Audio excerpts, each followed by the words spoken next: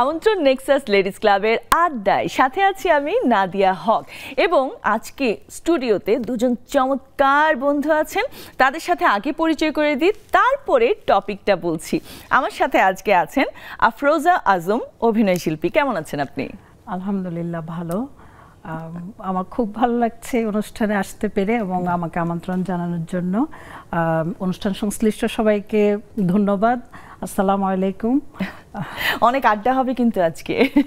এবং তার পাশেই আছেন মাহফুজা রুমি, সঙ্গীত শিল্পী। কেমন আছেন?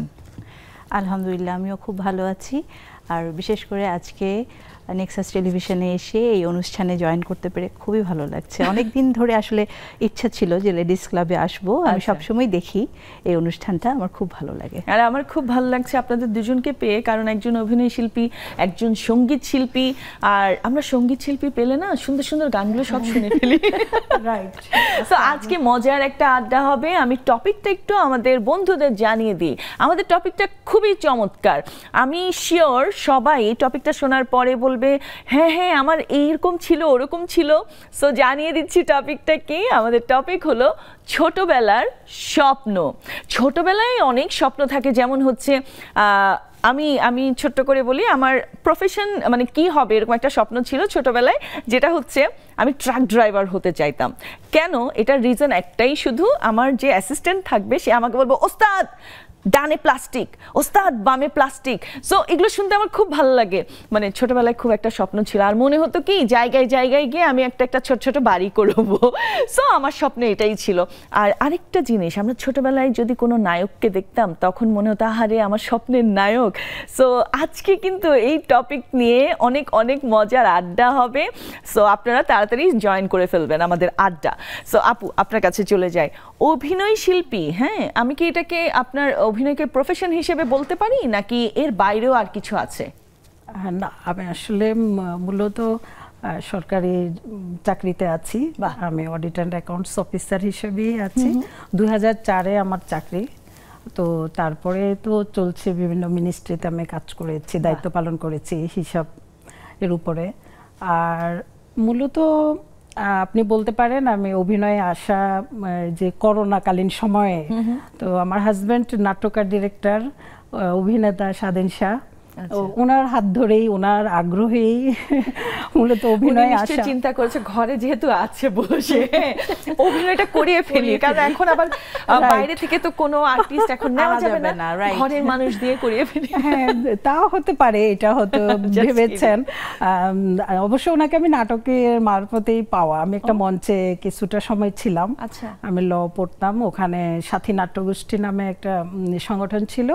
তো ওখানে আমি কিছুটা, মানে আসলে বলার মতো ওরকম না, আমি 2-3টা নাটকে কাজ করেছি। তখন মহিলা সমিতি হতো, নাটক হতো, তারপরে গাইড হাউস ছিল, এখন যেটা নাই। তো ওখানে আমার হাজবেন্ড আমাদেরকে একটু শিখাতে গিয়েছেন। আমাকে এখন বলা হবে যে টিচারকে বিয়ে করেছে নাকি। শুনি আমরা আবার এরকম গল্প শুনতে খুব ইন্টারেস্টেড ফিল করি। শিষ্যের প্রেম তাহলে না, সেটা ওরকম। হ্যাঁ শুনি, বলেন। উনি আসলে খুবই কাঠখোট্টা টাইপের একটা লোক ছিল। উনি যেতেন, মানে মেয়েরা ছিল কিন্তু উনি তাকাতেন না অত না, কিন্তু আসলে আমাদের এজ ডিস্টেন্স 2 বছর মাত্র। তারপরেও কিন্তু উনি অনেক ইয়াং থাকলেও উনি পাত্তা দিতেন না আর কি মেয়েদেরকে। উনি যেরকম মেয়েদের পাত্তা দিতেন না, সেরকম আমিও ছেলেদের পাত্তা দিতাম না ওভাবে আর কি। আর উনি আমাদের আসলে প্র্যাকটিক্যাল ধারণাগুলা দেওয়ার জন্যই মূলত যেতেন। আর আমার মূল ছিল ল পড়া। আর ওই যে পার্ট টাইম আমার যে গুরু, উনি বাবু ভাই, তো ভাইয়া বললো যে তুমি এটা দেখো, শিখো, এটা তো ফেলে দেওয়ার মতো না, তোমার একটা জানা হবে। তো সেভাবেই আসলে একটু টুকটাক করা। তবে মঞ্চ তো বিশাল একটা বিশাল জায়গা, মঞ্চ নিয়ে কথা বলার মতো সাহস আমার নেই। না, একবার কাজ করলেই কিন্তু অনেক মানে আপনি আমার হাজবেন্ডকে দেখে আমি আসলে মাশাআল্লাহ, ওনাদের থিয়েটারে তো ওনার সাথে সম্পর্কের পরেই যাওয়া হতো। আমরা theatre art unit, S M. Sulaiman Guruji, উনি মারা গেছেন, আল্লাহ ওনার বেহেশতে নসিব করুন। এরপরে বেবি আসছেন এখন দায়িত্বে, রোকেয়া রফিক বেবি। তো ওনাদের দলে আরো যারা আছেন, আসলে আমি মুগ্ধ হয়ে যাই ওনাদের নিয়ে কথা বলতে গেলে, কোনটা রেখে কোনটা। এত আন্তরিক থিয়েটারে কর্মী, ভালোবাসা দিয়ে যেভাবে মানুষকে জয় করে এবং ওনাদের অভিনয় দক্ষতা ওনাদের নাটকগুলো না দেখলে বোঝা যায় না। একদম সত্যি কথা। তার মানে আপনার দুইটা প্রফেশন আমি বলতে পারি, আপনি জবও করছেন আবার অভিনয় করছেন, এখন দুটোই খুব ভালোভাবেই করছেন আমার মনে হয়, কারণ এই কয়েক বছর ধরে যেহেতু আছেন ছেড়ে দেননি, তাহলে ব্যালেন্স করতে পেরেছেন। আমি এখন মাসে আমরা 2-3টা নাটক কাজ করি এবং আমার হাজবেন্ডের ডিরেকশনেই আমি কাজ করি। আচ্ছা, তো মাশাআল্লাহ আমাদের ইউটিউব চ্যানেল আস্থা এন্টারটেইনমেন্ট খুব ভালো যাচ্ছে আপনাদের ভালোবাসা পেয়ে। আমি এখন থেকে দেখা শুরু করব ইনশাআল্লাহ। ধন্যবাদ আপু, অনেক সুন্দর বলেছেন। আপুর কাছে চলে যাই, এই সঙ্গীতের সাথে এই যে বন্ধন কত বছর বয়স থেকে? আমি বলতে পারবো না, কারণ আমার মনে হয় যে আমি যখন থেকে কথা বলি আমি তখন থেকেই মনে হয় গান গাই। মানে যখনই আমার কোনো সুর আমার কানে যেত আমি সেই গানটাই আমি গুনগুন করতাম, এবং ছোটবেলায় আমি একটা গান একবার শুনলে আমার সেটা মুখস্থ হয়ে যেত, আমি আর ভুলতাম না। পরিবারে কি আর কেউ ছিল? না, পরিবারে প্রফেশনালি কেউ নাই, কিন্তু আমার ছোট চাচা, আমার ছোট খালামণি, বেসিক্যালি ছোট খালামণির কাছে আমি বেশি সময় থেকেছি, ওনার কাছে আমি বড় হয়েছি। আমার মা যেহেতু ওয়ার্কিং লেডি ছিলেন, তো খালামণি প্রচুর গান শুনতেন, গান লিখে রাখতেন, ওনার ডায়েরি ছিল। তো আমার ছোট চাচারও তাই, ওনাদের খুব মানে একটা শখের জায়গা ছিল গানটা। তো আমি ওনাদের কাছ থেকে অনেক গান পেয়েছি, সংগ্রহ করতে পেরেছি, শুনেছি। তো সেই অর্থে বলা যায় যে ওনাদেরকেও আমার গুরু বলা যায় আর কি। বাহ, চমৎকার চমৎকার। এর পাশাপাশি কি আপনি আর কিছু করছেন আপুর মতো? হ্যাঁ, আমিও আপুর মতোই অ্যাকাউন্টস ডিপার্টমেন্টে আছি, অডিট অ্যান্ড অ্যাকাউন্টস অফিসার হিসেবে। এখন ডিভিশনাল অ্যাকাউন্টস অফিস ঢাকাতে আছি আমি। তো কিছুদিন আগে বরিশালেও কাজ করে এসেছি উপজেলা অ্যাকাউন্টস অফিসার হিসেবে। তো মূলত ওইটাই আমার প্রফেশন। আচ্ছা, আর গানটা একেবারেই আমার ছোটবেলা থেকে আমার শখের জায়গা ছিল, এখন আমি সেভাবেই ধরে রেখেছি। তাহলে একটা ছোট্ট করে গান শুনে ফেলি, তাই না? অবশ্যই। আচ্ছা, গান আমার প্রথম যে মৌলিক গানটা আমি সেটাই করছি। এটা লিখেছেন রাজিয়া সুলতানা পিঙ্কি, আমার সুর করেছেন আমার গুরুজি শাহিন সর্দার। ঠিক আছে, 4 লাইন করছি। মনে রে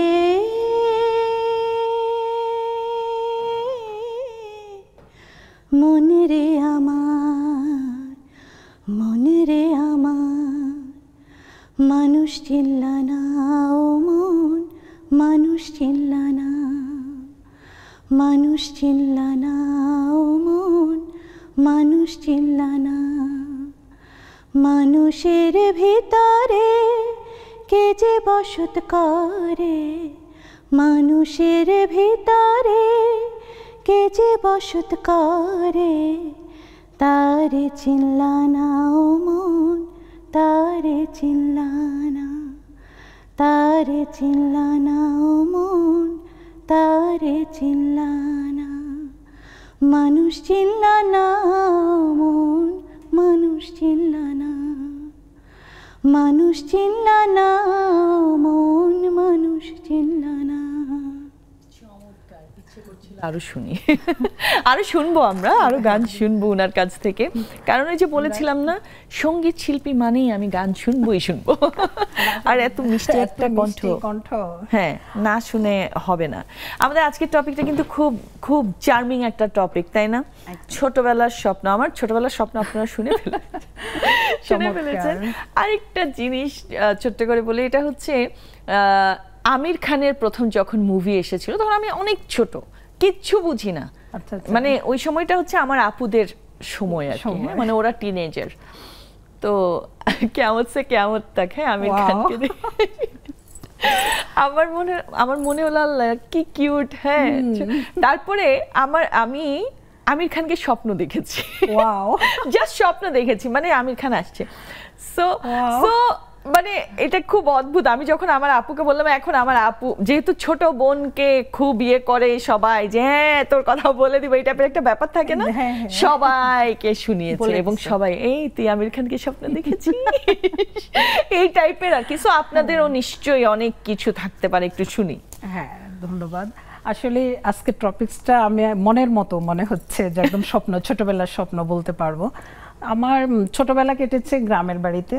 তো অনেক দিন আমরা বিদ্যুৎ পাইনি, টেলিভিশনও ব্যাটারি দিয়ে অনেক দূর বাড়িতে দেখানো হতো। তা আমার এক ফুফাতো বোনের বাসায় গিয়ে মাকে বলা হতো যে সপ্তাহে একদিন, তখন বিটিভিতে সিনেমা দেখানো হতো শুক্রবারে এরকম। তো শিডিউল করে মাকে মানে সারা সপ্তাহ পড়া জমা দিতে হবে, পড়তে হবে, তারপর তোমাকে ওই সুযোগটা দেওয়া হবে। আমাদের তো ঘুম হতো না, রাতে 12টায় অনুষ্ঠান সূচি, পরের দিন মানে বৃহস্পতিবার রাতে অনুষ্ঠান সূচি দেখাবে, পরের দিন কি সিনেমাটা হবে। তো আমার মনে আছে যে সিনেমাটা, এটা হলো রাজলক্ষ্মী শ্রীকান্ত, আমরা সেদিন দেখেছিলাম বিটিভিতে। তো আমাদের তো রাতে ঘুম ধরে না। আমার আন্টি ছিল, পারভিন আন্টি, হয়তো দেখবে উনি, শাবানা আর বুলবুল আহমেদ। হ্যাঁ হ্যাঁ, ওরে আল্লাহ, এখন আমার মানে চোখে লেগে আছে সেই বাদাম, যে মালার বাদামগুলা ছিঁড়ে ছিঁড়ে খাওয়াচ্ছে, চমৎকার। আর আমার আমার মা আমাদেরকে অবশ্য, মা বাবা দুজনেই সিনেমা পছন্দ করতেন। তো হলে গিয়ে সিনেমা দেখতাম। বাবা যখন ঢাকায় থাকতেন, বাড়ি গেলেই আমার বলতো চলো সিনেমা দেখে আসি। তো আবার বাড়িতে, আমাদের বড় বাড়ি, সবাই চাঁদা তুলে রাতে, কি মজা, হ্যাঁ ভিসিআর বলতো তখন, এনে দেখানো হতো সিডিতে সিনেমা। তো এরকম আমরা সালমান শাহ শাবনূরকে পেয়েছি তখন একদম ইয়েতে, মনে আছে তুমি আমার সিনেমা দেখেছি ওরকম। তো আসলে কি আমার তখন এরকম, মা খুব শাবানা পাগল ছিলেন, উনি শাবানা আলমগীর ছাড়া অন্য সিনেমা, আমাদের মা খালারা মনে হয় শাবানা আলমগীর, রাজ্জাক, ববিতা, মানে এরকম। হ্যাঁ, তো পরে আমার মনে আছে যে আমি খালি বলতাম আমি বড় হয়ে শাবানা হব। এখন ওনার মতো করে মাঝখানে সিটি দিয়ে চুলকে করা, হ্যাঁ একটু ফুলিয়ে, আর ওনাকে গালে একটু তিল। আমি কত যে আশা করছি, আল্লাহ আমার একটা তিল দাও, আমার একটা তিল দাও। এক কাজ করেন, কলম দিয়ে এমন এমন মোচড়াতে থাকেন, মোচড়ে একটা দাগ হয়ে যাবে। আগে করলে ভালো হতো, আমরা তাই করতাম। হ্যাঁ ওটাই। আমরা আপনার গল্পটা আরো শুনবো, একটা বিরতির সময় হয়ে গেছে, নিয়ে নিচ্ছি ছোট্ট একটি বিরতি। কোথাও যাবেন না, সাথেই থাকুন।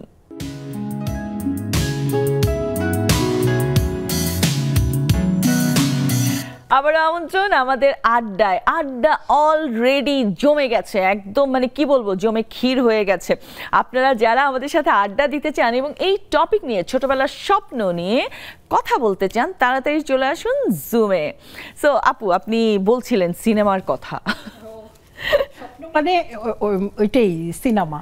আমরা মানে যত কাজই মা করতে দিই, কঠিন কাজ হোক যাই হোক, আমার তো পুরস্কার আছে সিনেমা। শেষ করো, তারপরে দেখতে দিব। আমার মনে আছে একটা গল্প বলি। আমার এক বোনের বিয়ে, তো পরের দিনই শালীরা সবাই দুলাভাইকে ধরলো সিনেমা দেখাইতে হবে। ওরে বাবা। আমরা সিনেমা দেখতে চলে গেছি, শাবানার সিনেমা যথারীতি চলছে। আমি তো কান্না, চোখের পানি শেষ। আমার বোনরা তো দেখতেছে, আমরা যারা বোনেরা গেছে দেখতেছে, কোনো অনুভূতি নাই। আমি সিনেমা শেষে বলতেছি, একটু কাঁদলি না? তোদের একটু খারাপ লাগলো না? মানে শাবানা কান্না করছে আর ওরা কাঁদতেছে না, এটা আমার কাছে আশ্চর্য লাগলো। ওরা বুঝতে পারছে যে এটা ফেক, আপনি বুঝেন না। না, আমি তো পুরো রিয়েল। শাবানা মানে আমার মনে হচ্ছে উনি ওইটাই, অভিনয়টা রিয়েল খুব। দেখেন অভিনয়টা কি করতো, তাই না? মানে একদম রিয়েল মনে হতো। আসলে সম্ভব যে এরকম? সেটাই। সো আপনি, আমি আমার মনে হয় আপনি ওই শাবানার কাছাকাছি যেতে পারবেন। না না না, আমি বলছি অভিনয়টা আসলে ফিল করে করতে হয়। হ্যাঁ, যদি ফিল করে করেন তাহলে যেতে পারবেন অবশ্যই।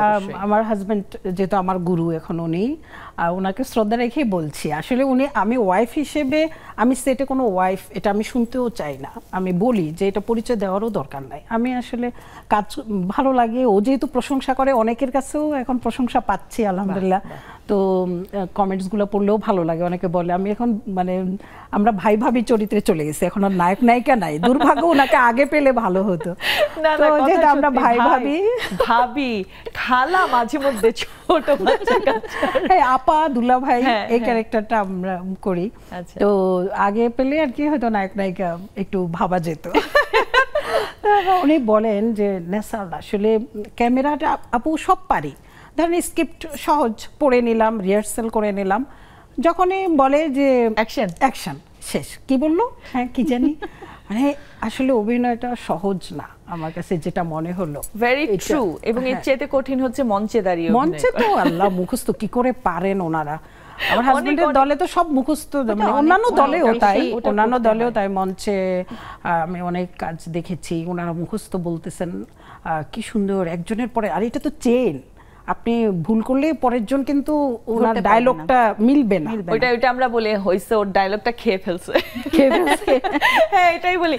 সিনেমার কথা যেহেতু হচ্ছে, আমরা একটা সিনেমা অবশ্যই, হ্যাঁ অবশ্যই, সালমান শাহর কোন মুভির গান শোনা যায় মনে হয়? হ্যাঁ, আমি সালমান শাহর মুভির গানই করতে চাই, কারণ সালমান শাহ আমার এটা মানে সবার সালমান শাহ আমার সময় আসলে আমরা সালমান শাহকে পেয়েছি এবং ওনাকে আমরা প্রচুর পরিমাণে পছন্দ করতাম, আমার বান্ধবীরাও, এবং ওনার সব সিনেমা আমরা খুব ফলো করতাম, ওনাকেও খুব ফলো করতাম, ওনার স্টাইল, ওনার হাঁটা চলা কথা বলা সব কিছু এখনও মনে হয় যে এটা আইকনিক, আর এরকম আর কেউ আসবে না মনে হয়। তো সালমান শাহর খুবই জনপ্রিয় একটা সিনেমা আনন্দ অশ্রু, ওখান থেকে একটুখানি শোনাই। তুমি মোর জীবনের ভাবনা, হৃদয়ে সুখের দোলা, তুমি মোর জীবনের ভাবনা, হৃদয়ে সুখের দোলা, নিজেকে আমি ভুলতে পারি, তোমাকে যাবে না ভোলা, তুমি মোর জীবনের ভাবনা, হৃদয়ে সুখের দোলা। এই গানটা আমার অনেক পছন্দের, মানে এই গানের একদম রিয়েল সিঙ্গার যিনি, উনি একদিন আসছিলেন আমাদের এখানে, আমি আগে ওনাকে বলে দিয়েছি এই গানটা গাইতে।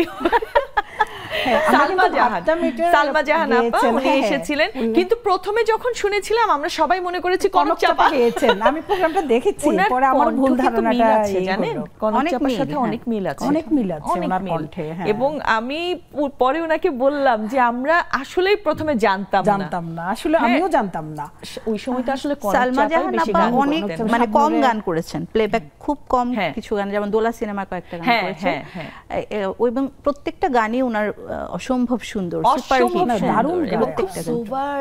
ওনার ভয়েসটাও মানে এত সুন্দর, বলার মতো না, খুব ভালো লাগে। আমি এই প্রোগ্রামটা দেখে ওনাকে, আপনাদের এই প্রোগ্রামটা দেখে, হ্যাঁ আমি ছিলাম ওনার সাথে। আপুর কাছে যাই। আপু, এই যে ছোটবেলার অনেক স্বপ্ন থাকে না, মানে আমাদের স্বপ্নগুলো আসলে ছোটবেলা থেকেই কিন্তু শুরু হয় যখন আমরা বুঝতে শিখি। সো আপনার কাছ থেকে একটু জানতে চাই, একেবারে ছোটবেলায় প্রফেশন নিয়ে কোনো স্বপ্ন ছিল কিনা? প্রফেশন নিয়ে আসলে স্বপ্নটা আমার মনে হয় যে আমার বাবা মাই আমার ভিতরে গেঁথে দেওয়ার চেষ্টা করেছেন ওনারা।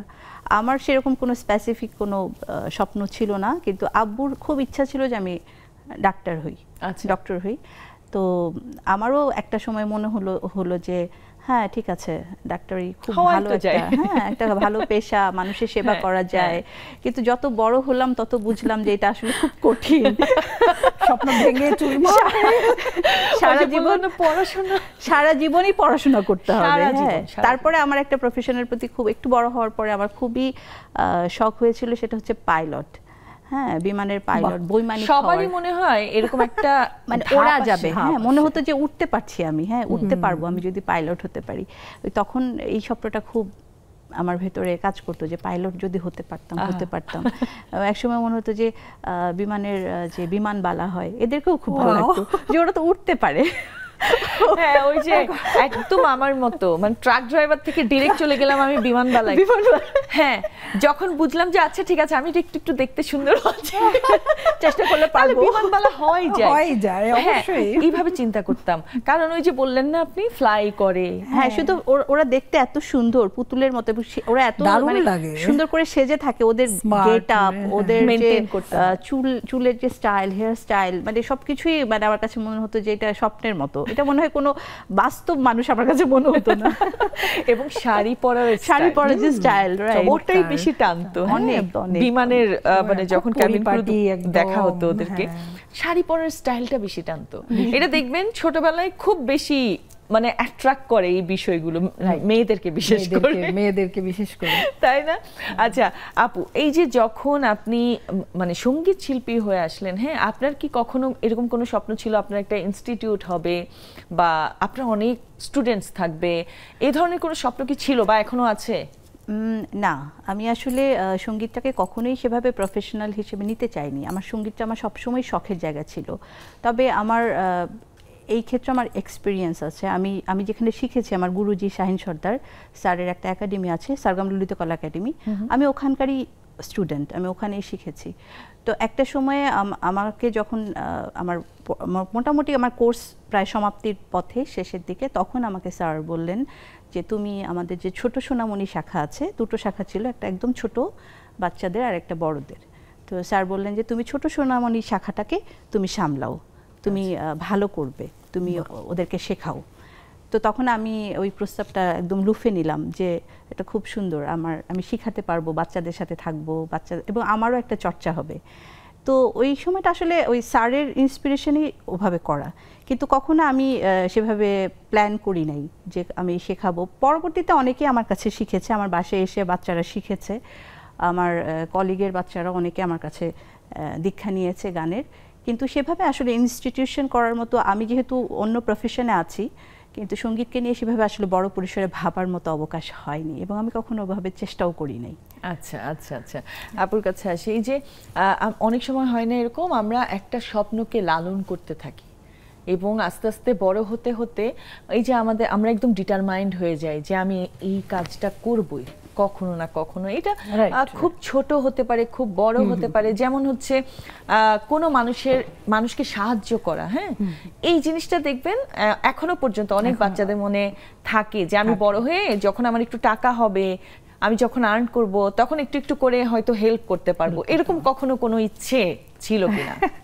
অবশ্যই অবশ্যই ছিল হেল্প করার ইচ্ছাটা। যেটা আমি অসুস্থ মানুষকে খুব আমাকে মানে ইয়ে করে, টাচ করে বেশি, যে কেউ অসুস্থ হলো না দেখতে পারলে আমি নিজেই অসুস্থ হয়ে যাই। আচ্ছা, এরকম এখনো আমি কন্টিনিউ আমি এটা বলি যে আপনারা বিয়ের দাওয়াত দরকার নাই, জন্মদিনের দাওয়াত দরকার নাই, কিন্তু অসুস্থ কেউ হলে আত্মীয় স্বজন হোক, যেটাই হোক, পাশের বাড়ি হোক, আমাকে জানাবেন। বা আমি যদি তখন না দেখতে পাই, এরকম মানে ওইটাই আমি মনে করি আমাকে দাওয়াত দেওয়া হলো। মানে তো এরকম পাশে একটু দাঁড়ানো, ওনার মাথায় একটু হাত বুলিয়ে দেওয়া, এই যে।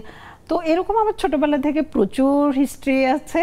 মানে আগুনে পোড়া মানুষ, আমার হাজব্যান্ড আমাদের বিয়ে হওয়ার পরপরই আমার শ্বশুরবাড়ির পাশের বাড়ি, তো ওইটা আমাকে বেশি টাচ করেছে আমার। তারপরে আমাদের তখনও বেবিও হয়নি, তো ও আমাকে বললো যে এরকম আগুনে পুড়ে গেছে উনি, তো সাভারে আছে।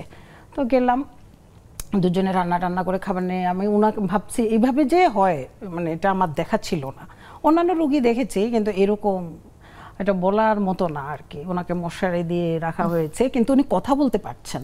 অনেক কষ্ট, কিন্তু যারা আসলে বার্ন হয় মানে অনেক কষ্ট। পরে উনি তো আমাকে মানে প্রথম দেখেছে, তারপরেও উনি যে ওনার আকুতি, ওনার কথা বলা, আমি আমার হাজব্যান্ডকে বলতেছি যে উনি বাঁচবে, ওনার কথাগুলো একদম জড়ায় না, অসুস্থ রোগীর মতো না, কিন্তু আসলে ওনার ভেতরে তো অবস্থা ভালো না। হ্যাঁ, মানে উনি বেঁচে ফিরেন না। পরের দিনই উনি নাই হয়ে গেছেন। অত আমি টিফিন বাটি ভরে ওনার জন্য খাবার নিয়ে গেলাম। এখন আমি এটা করি গ্রামে, ধরেন কোরবানি ঈদেও, রোজার ঈদেও আমরা আশেপাশে যত আত্মীয় স্বজন রোগী থাকে, আমি অন্য কোথাও দাওয়াতে না যাই, আমি এটা আমার ভালো লাগে, এটা একটু দেখা। আমাদের কয়েকজন বন্ধু অলরেডি জয়েন করে ফেলেছেন আমাদেরকে, আমরা আপনাদের সাথে আড্ডা দিব। আজকের টপিকটা অনেক সুন্দর, ছোটবেলার স্বপ্ন। আমি চাই আপনারা মন খুলে বলবেন। খুব থাকে না যে নিজের একটা স্বপ্ন থাকে ছোটবেলা থেকে, ওটা এখনো লালন করছেন। সো আমরা একটা বিরতির পরে এসে আড্ডা দিচ্ছি, নিয়ে নিচ্ছি আরেকটি বিরতি। কোথাও যাবেন না, সাথেই থাকুন।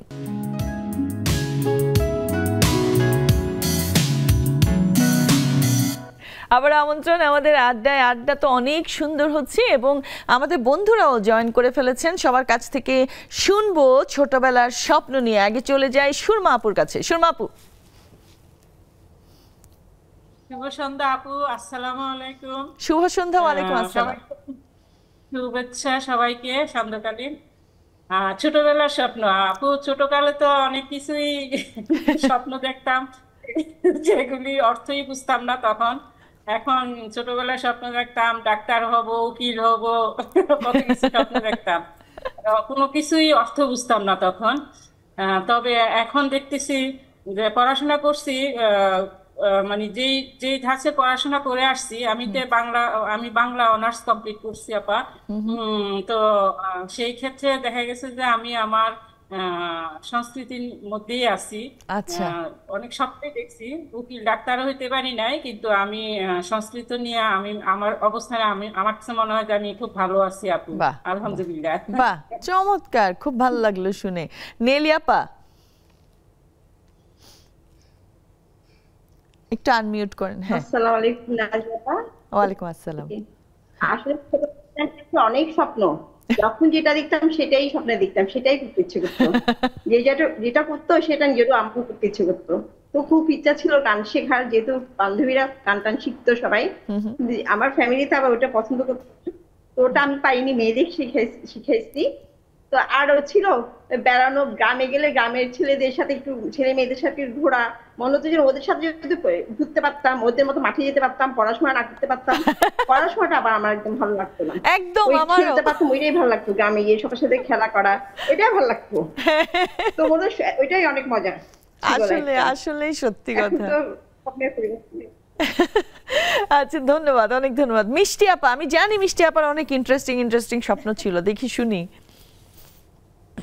শুভ সন্ধ্যা আপু, লাল শুভ গোলাপের সন্ধ্যা। শুভেচ্ছা, লাল ফুলের মতোই লাগছে। ধন্যবাদ নাদিয়া আপু। আপু, হ্যাঁ। ছোটবেলায় তো স্বপ্ন থাকে। হ্যাঁ। প্রথম যখন একদম ছোট, আমাদের ফ্যামিলিতে সবাই ফুপুরা গান করতো, রুনা লায়লা হতে ইচ্ছা করতো, আংটি পরে পরে এভাবে এভাবে গান করতো। আমার এখনো শখ। তারপর গানে তো অনেক ভালো ক্যারিয়ার ছিল, ফার্স্ট হয়েছিলাম। আমার শিল্পী হওয়ার স্বপ্ন ছিল সব সময়, এখনো নিজে এরকম শাকিলা জাফর হই, রুনা লায়লা হই গান করি নিজে নিজে আয়না দেখে। আর মনের মধ্যে সবচেয়ে বড় ইচ্ছা ছিল আপু ডাক্তার হব। ডাক্তারিতে ভালোই চান্স পেয়েছিলাম, কিন্তু কোনো কারণে হয়তো পড়া হয়নি। আব্বু এগ্রিকালচারে ফার্স্ট হয়ে গেছিলাম, দেখে ওখানে ভর্তি করে দিয়েছিল। এই তো স্বপ্ন যদি মনের মতো পূরণ না হয়, বাট আমি হ্যাপি, আমি খুব সুখী। আমি যেই অবস্থায় আছি, আমি আল্লাহর কাছে সব সময় শুকরিয়া করি। আল্লাহ শেষ পর্যন্ত জানি এমন ভালোই লাগে, সবাইকে জানি ভালো লাগে। চমৎকার। রুমি আপু বলছিলেন আপনার কাছ থেকে একটু গান শুনবে। আচ্ছা, গান গাবো? ঠিক আছে, তাইলে আজকের টপিকস হচ্ছে ছোটবেলার স্বপ্ন। ছোটবেলা মা আমাকে হারিয়ে যাবার ভয় পাই, নুপুর পরা তো এখন আমি বড় হয়ে যাব কি হারিয়ে। ছোটবেলা মা আমাকে হারিয়ে যাবার ভয় পাই, নুপুর পরা তো। ধন্যবাদ আপু। সুন্দর না?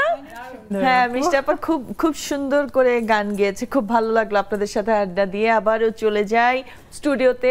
উনি যেহেতু একটা গান করেছেন, এখন আপনারও একটা ছোট্ট করে গান। আমি গুনগুন করছিলাম, আমার হঠাৎ মনে পড়লো নয়নের আলো সিনেমার একটা গান। এই সিনেমার প্রত্যেকটা গানই খুব আমি পছন্দ করি এবং প্রচুর গাইতাম। হ্যাঁ, একটু বড় করে শোনাই, একটু বড় করে। হ্যাঁ, মানে কি সবগুলো বেশি ছোট হয়ে যাচ্ছে, এটা একটু বড়। আচ্ছা আপু, থ্যাঙ্কস। তোমায় নিয়ে নাও ভাসিয়ে যাবতে পান্তা, ভালোবাসার ঘর বানিয়ে হব দেশান্তর। ও তোমায় কত ভালোবাসি, বোঝাবো বোঝাবো কেমনে। আমার বুকের মধ্যেখানে মন যেখানে, হৃদয় যেখানে, সেখানে তোমাকে আমি রেখেছি কত না যতনে। তোমার বুকের মধ্যেখানে মন যেখানে, হৃদয় যেখানে, সেখানে আমাকেও রেখো, আর কোথাও যাব না জীবনে। আমার বুকের মধ্যেখানে মন যেখানে, হৃদয় যেখানে। আহা, এত মিষ্টি একটা কণ্ঠ না, খুবই মানে ভালো লাগছে। আপুর কি মানে ছেলে মেয়ে কয়জন? হ্যাঁ, আমার 2 মেয়ে, সুকৃতি শ্রেষ্ঠা, সম্প্রীতি আস্থা। আচ্ছা। দুজনে নূর মোহাম্মদ বীরশ্রেষ্ঠ নূর মোহাম্মদ স্কুলে পড়েন। আচ্ছা আচ্ছা। একজন ক্লাস 10-এ আর একজন ক্লাস 8-এ। ওরাও কি? হ্যাঁ, ওরা অভিনয় করছেন আমাদের সাথে, মানে ওনার পুরো ফ্যামিলিটাই ড্রামাটিক ফ্যামিলি। গান গাইছেন, নাচছেন, এবং ওরা নাচেও প্রচন্ড সুন্দর নাচ করে, গান করে, খুবই ভালো, মানে অলরাউন্ডার। আজকালকার বাচ্চারা তো অনেক ফ্রি হয় বাবা মায়ের সাথে, সো ওরা কি কখনো আপনাকে বলে নিজেদের কোনো স্বপ্নের কথা, নিজেদের কোনো শখের কথা থাকে না, অনেকে শেয়ার তো করে? জি আপু, বলে যেটা হলো কি আসলে ছোটবেলার স্বপ্ন, ছোট থাকতে যেমন একটা স্বপ্ন থাকে যে ললিপপ খাবো ও পর্যন্ত, হ্যাঁ, আবার যখন দেখি যে ছোট থেকে একটু একটু বড় হচ্ছে তখন আস্তে আস্তে স্বপ্নগুলো চেঞ্জ হয়। আসলে আমাদের স্বপ্ন চেঞ্জ হয় যখন আমরা বুঝতে শিখি, হ্যাঁ, যখন আমরা বুঝতে শিখি তখন আরেক রকম স্বপ্ন তৈরি হয়। তো সেটা ওদেরও আছে। যেমন আমি আসলে আমি এবং ওর বাবা ছোটবেলা থেকেই যে গান, নাচ, অভিনয়, পড়াশোনার পাশাপাশি শিখুক, তারপরে ওরা যেটা বেছে নেয়, জাস্ট ওদেরকে একটা ফাউন্ডেশন তৈরি করে দেওয়া, এটা খুব ভালো, এটা খুব তৈরি করে দেওয়া, ওরা যেটা ভালো লাগে। তো বড় মেয়েকে যখন জিজ্ঞেস করি যে তোমার কি ভালো লাগে, কিরকম, মানে কি হবা বড় হয়ে, আমরা উল্টো ওদের জিজ্ঞেস করি। আমাদের আসলে এখনকার বাবা মারা বলে না যে তুমি ডাক্তার হও, ইঞ্জিনিয়ার হও, ডাক্তার হতেই হবে, হ্যাঁ ইঞ্জিনিয়ার হতেই হবে, চাকরি দিত, এত পড়ালেখা কি করবে। এখন আমরাই বলি, ওর বাবার একদম নিষেধ এগুলো। আর আমরা আসলে ওনাকে, আমার হাজবেন্ডকে প্রচুর মানি। আমার শ্বশুর বাড়ির সবাই, ওরা 9 ভাই, আমার শ্বশুর বাড়ি শাহবাড়ি, এবং ওরা ভাইয়েরা সবাই, মানে বউরা বাচ্চারা কথা শুনতে হবে, এটা ওদের, এটা রুলস এরকম। তো আমি যদিও একমাত্র আমি চাকরি করি, তো আমিও ওই বাড়িতে গেলে বা আমার ঘরে আমিও শিশুই হয়ে যাই, ছোট গৃহিণী। আমি চাকরি করি, আমি অ্যাকাউন্টস অফিসার, অফিসে অনেকেরই বস ধরে না, বা আমারও বস আছে, আমাদের নিয়ম নীতি অন্যরকম, সেটা আলাদা। যখনই আমি বাসায় ঢুকি তখন আমাদের গুরুজি আমার হাজব্যান্ড, তো অবশ্য উনি যে একদম একনায়কতন্ত্র বা আমার শ্বশুরবাড়ির আমার ভাসুরের একনায়কতন্ত্র তা না, আমি সেলিউট করি। এই অনুষ্ঠানের মাধ্যমে আমি কৃতজ্ঞতা জানাই, আসলে আমি ভাগ্য করে একটা সংসার পেয়েছি। চমৎকার, ওনারা 9 ভাই, এখনো ওনাদের বন্ধন আনন্দ, একে আনন্দ বাড়ি বলি আমরা। তো ওই যে ওটা নিয়ে আবার থাকে না, 9 ভাই, তো 2 ভাইয়ের মধ্যে গন্ডগোল লেগে যায় যখন 2 বউ আসে। আপনাদের কখনো এরকম কিছু হয়েছে? এটা আসলে কি আমিও বলি যে আসলে এটা জানানো উচিত, এই আমাদের বাড়ি সম্পর্কে, এই যে যৌথ পরিবার সম্পর্কে, এই যে স্বপ্ন। তো আমার হাজবেন্ড 9 নাম্বার, কিন্তু বাচ্চাদের স্বপ্ন হলো কাকু কি করে, ছোট কাকা ঢাকায় নাটক করে, নাটক লিখে, অভিনয় করে, যাদের এটা ভালো লাগে এটা করবে। তা আমার ভাসুররা ধরেন সম্পত্তি হোক যেটা হোক, ওনারা হলো বড় বড় বিষয়গুলা দেখবে, ভাইদের নলেজে দিবে, কিন্তু মানে কি বলে রাখাল আমার হাজবেন্ড বাচ্চাদের এরকম ফ্যামিলির বাসিয়ালার মতো, কাকু যেটা ওদিকে। তারপর সবাই বসে, আমি ঈদেও শেয়ার করি ছবি টবি, আমার খুবই ভালো লাগে। আমার বাবার বাড়ি লক্ষ্মীপুর, আমাদের ওখানে আসলে আমি এগুলো এত এভাবে দেখিনি।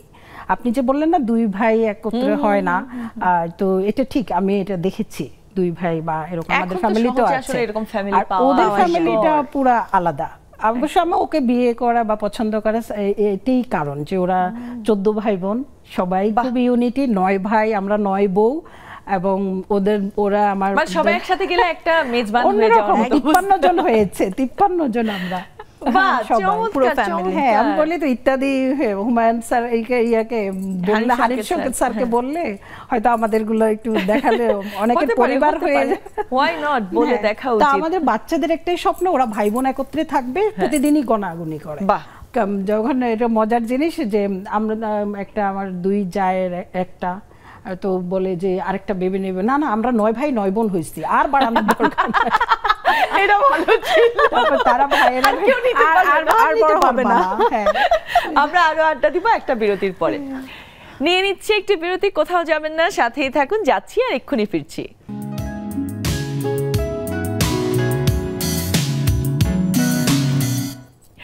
আবার আমন্ত্রণ আমাদের আড্ডায়। আমরা কিন্তু একদম শেষের দিকে আছি, মানে কিভাবে যেন সময়টা চলে যায়, এত সুন্দর আড্ডা হচ্ছে, মনে হচ্ছে সারাদিন আড্ডা মারি, তাই না?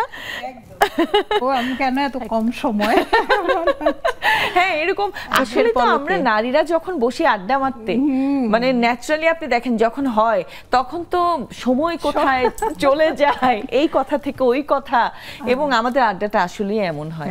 এই যে আমাদের বন্ধুরাও মানে খুব মজা পায় আড্ডা দিতে, আবার আমার সাথে যখন কথা বলে না ওরা কথা বলে, ওনাদের আড্ডা হয়। এই যে হাসছে দেখেন। আচ্ছা রীতা পোদ্দার আপাকে মানে দেখা যাচ্ছে না, বাট আপনি আছেন মনে হয়। সো আপনি আসলে তারপর আপনার সাথে দুটা কথা বলে নিব, তারপর আপুর কাছে আবার চলে যাই। সো আপনার বাচ্চারা অভিনয় করছে তাই না, এবং ওরা কি মজা পাচ্ছে অভিনয় করতে? হ্যাঁ খুব মজা এনজয় করে। হ্যাঁ আমার ছোট মেয়ে টিভিতেও কাজ করেছে, তো কাজী রাকাত স্যারের সাথে ছোট শিশু শিল্পী হিসেবে। এখন তো আর ওর বাবার সাথে এখন আস্থা এন্টারটেইনমেন্ট, ওর নামেই আস্থা এন্টারটেইনমেন্ট, ছোটটা মাল্টিমিডিয়া। বড় মেয়ে ও খুশি রাখছে ওর বাবা, দুজনকেই খুশি রেখেছে। হ্যাঁ সমান দেখতে হবে। তো স্বপ্ন যেটা ওরা বলে বিজনেসটা বেশি পছন্দ করছে দেখলাম, বড় মেয়ের এটাই পছন্দ। এটা খুব ভালো, অনেকের মধ্যে এটা খারাপ না। হ্যাঁ আমিও ভাবলাম ওরা আসলে কি এই পরিবেশে মানে সুন্দর, আমরা চাই যে সুস্থ থাকুক, সুস্থ সুন্দরভাবে বড় হোক, পড়াশোনা করে আমরা স্পেস দিয়ে রাখছি, বাবা সুন্দরটা গ্রহণ করো, আমরা জাস্ট গাইডলাইন দিচ্ছি যেন আঁকা বাঁকা পথে না যায় সেভাবে একটু দেখাই দিচ্ছি, ওরা চলছে এটাই আর কি। আর ওদের স্বপ্ন ওই যে ওদের ভাইয়েরা মিলে বোনেরা মিলে ভালো ইন্ডাস্ট্রি তৈরি করবে, এইটা করবে ওইটা করবে। এই জিনিসটা আমার খুব ভালো লেগেছে, মানে এই বয়স থেকেই এই ভাবনাগুলো যে আছে এবং আপনারা যে হেল্প করছেন তারা তাদের রাস্তা সুন্দরভাবে দেখতে। হ্যাঁ হ্যাঁ এটা খুব ভালো। আপনার কাছ থেকে একটু শুনি আপনার সন্তান বা সন্তানদের কথা। আমার একটাই মেয়ে, ও এবারে ক্লাস 5-এ, তো ও তো এখনো অনেক ছোট, এখনো আসলে কোন দিকে যাবে আমি জানি না। তবে ওর সাংস্কৃতিক এই প্ল্যাটফর্মটার প্রতি একটু আগ্রহ কম। আচ্ছা, তবে সে ছোটবেলায় আবৃত্তি করতো, আবৃত্তি খুব পছন্দ করে, সে পড়ে এবং চেষ্টা করে সুন্দর করে আবৃত্তি করতে। আমি চেষ্টা করেছিলাম যে যেন প্রাতিষ্ঠানিকভাবেও সে কিছুটা এটার দিকে ধাবিত হয়, কিন্তু সেদিকে তার আগ্রহটা কম। আসলে বড় হলে পরে বোঝা যাবে যে সে আসলে কি হতে চায়। আমি কোনো কিছু চাপিয়ে দেই না, আমার কথা হচ্ছে তুমি পড়াশোনা করে যাও এবং ভালো জিনিসগুলো তুমি গ্রহণ করো, ভালো মানুষ হও। সবচেয়ে বড় কথা ভালো মানুষ হয়ে ওঠা, এটাই সবচেয়ে বড় মানে গোল থাকা উচিত আমার মতে। তারপরে প্রফেশনে সে কোন দিকে যাবে এটা পরবর্তীতে দেখা যাবে। হ্যাঁ যে এটা আসলে তার ভাগ্য কোথায় টেনে নিয়ে যায় আমাদের সময়, মানে আমরা যে ভাববো বা আমরা আসলে কি হতে চাচ্ছি সবার আগে থাকতো পড়ালেখা ভালো করতে হবে, রাইট। কিন্তু এখনকার বাবা মারা আসলে বুঝেন যে না আমরা এইভাবে, তো আমাদের বাবা মা যেটা আমাদেরটা তখন বুঝিনি, আমরা আমাদের বাচ্চাদেরটা একটু বুঝি। সো এই জিনিসটা কিন্তু আমার খুব ভালো লাগে যে আপনিও বলছেন, আপনার কাছ থেকেও শুনছি যে আমরা মানে আপনারা বুঝে চাপাচাপি করছেন না, এবং চাপাচাপি করলেই মনে হয় ওখানে ঝামেলা হয়। আর এখনকার জেনারেশনদের জন্যই তো মানে ঝামেলাটা আরো বেশি হয়, ওরা আসলে নিতে পারে না। আমরা যতটুকু যেভাবে সহ্য করেছি, কিন্তু প্রতিযোগিতা হচ্ছে বাবা মায়ের মধ্যেও একটা প্রতিযোগিতা যে আমার ছেলে এক মার্ক কম পেলো, কেন পেলো, ওর চেয়ে এক মার্ক কম পাবে কেন, এবং সেটার জন্য বাচ্চাদের উপর প্রচন্ড রকমের মানে কি বলবো এটাকে মানসিক হয়ে দাঁড়িয়েছে তাদের। এটা আমি কখনোই চাইনি, আমি কখনোই এটা করি না। আমার হাজব্যান্ডের কিছু সময় দেখেছি মেয়ের উপর একটু কঠোর হয়, আমি কখনোই এটা করি না, কারণ ভবিষ্যতে কি হবে এটা আসলে আমরা কেউই বলতে পারি না। সে কোন দিকে যাবে, কোন দিকে তার ন্যাক, কি ভালো লাগবে তার, এটা একেবারেই তার পছন্দ। আমার যেটুকু করণীয় তাকে ভালো গাইডলাইন্স দেওয়া, তাকে ভালো টিচার দেওয়া, ভালো একটা এমবিএন্স দেওয়া, আমি শুধু সেটুকু দিয়ে যাব, তারপরে বাকিটা ও খুঁজে নেবে, ওর পথ ও খুঁজে নেবে, এটাই আমি সবসময় ফিল করি। চমৎকার। আপনার মানে ছোটবেলাতে আপনি কি খেলাধুলার প্রতি মানে কি বলবো ওই যে থাকে না আগ্রহ থাকা খেলাধুলার প্রতি, এরকম কি ছিল? আমি একটু শান্ত প্রকৃতির ছিলাম, আমার লুডু পর্যন্ত। তবে পরে আমরা রক্ষণশীল পরিবার তো একটু লক্ষ্মীপুরে আপনার জানা থাকতে পারে যে একটু ধার্মিক বেশি। আমার একটু বড় হওয়ার পরে হ্যাঁ মানে ওখান থেকে ফেনী, মিরসরাই, চট্টগ্রাম, তারপরেও যে ছিল না ভেতরে মানে ফুটবলটা যখন আমার স্কুল মাঠ, আমাদের স্কুল বাড়ি আমার দাদা স্কুল দিয়েছেন ওনার বোনের নামে, আমি ওখান থেকে এসএসসি পাস করেছি। তো আমাদের আসলে টিচার পরিবার, আমার বাবাদের আর কি সবাই টিচার, আমার এরকম আমিও টিচার থেকেই চাকরি, আমি টিউশনি করতাম, আমি ইডেনে পড়াশোনা করেছি। ওই যে থাকে আসলে না ব্লাডের সাথে, এটা হয়। তখন ওই যে ফুটবল খেলতে আসতো আমাদের স্কুল মাঠে, স্কুলের সাথের ঘরটাই আমাদের। তো আস্তে করে পুকুর ঘাটে সিঁড়ি মানে শান বাঁধানো সিঁড়ি থাকে না, ওখানে বসে থাকলাম, যখনই পায়ের কাছে ফুটবল আসতো একটা লাথি মেরে দিত এরকম আর কি। তবে আমি একটু আপনাকে বলি, যেমন অ্যাকশন সিনেমাগুলা এগুলো একটু কম পছন্দ আমার, একটু সামাজিকতা, একটু নরম সফট ক্লাসিক্যাল ড্রামা টাইপের, ক্লাসিক্যাল সবসময় রোমান্টিক থাকেন সবসময়। হ্যাঁ হ্যাঁ আমারটাই মনে হচ্ছে। আর গানই আমার জীবন মরণ এরকম আর কি। আমি রেডিও নিয়ে ঘুমাতাম, রেডিও নিয়ে উঠতাম, স্বপ্নটা ছিল রেডিওর ভিতরে ঢুকবো, তো খুলে একদিন তো পেছনে খুলে টুলে দেখি কি করে মানুষ এটার ভিতরে থাকে, এটা তো কিছু না হয় আমার, এটা মানে এত মানে বাক্সটার ভিতরে খুলে দেখলাম মানুষ কই, কিন্তু কথা এরকম। বাবাকে বললাম, পরে উনি বলল যে আসলে এটা তো এরকম না, এটা বাতাসে চুম্বকটা দেখালো ভেতরে, যে এটা মানুষের বাতাস থেকে কথাগুলো টেনে নেয়। তারপর উমা আমার কাছে তো আরো আশ্চর্য লাগলো, এটা কি করে সম্ভব। এটাই ছোটবেলায় আসলে এরকম অনেক কিছু থাকে, অনেক কিউরিওসিটি থাকে, তাই না? কি করে কিভাবে শোনা যায় আসলে আসলে আর আপনার মতো সুন্দর করে ভয়েসটা শোনা যাচ্ছে যে আমি একটু পরে অনুষ্ঠান, আমার খুব একসময় খুবই ইচ্ছা ছিল যে আমি সংবাদ পাঠক হব। আচ্ছা হ্যাঁ, তো আমি একসময় এটা নিয়ে রীতিমতো আমি নিউজগুলো দেখতাম, ইংলিশ বাংলা যেটাই হোক, এবং তারা যে প্রেজেন্ট করতো প্রেজেন্টারগুলো, আমার মনে হতো যে চমৎকার, ওনারা আমার হিরো। একটা সময় আমার মনে হতো অনেকের আসলে স্বপ্ন থাকে নিউজ প্রেজেন্টার হওয়ার। আমাদের আরেকজন বন্ধু চলে আসছে, অনেক দেরিতে আসছে, এজন্য ছোট্ট করে শুনবো। মমি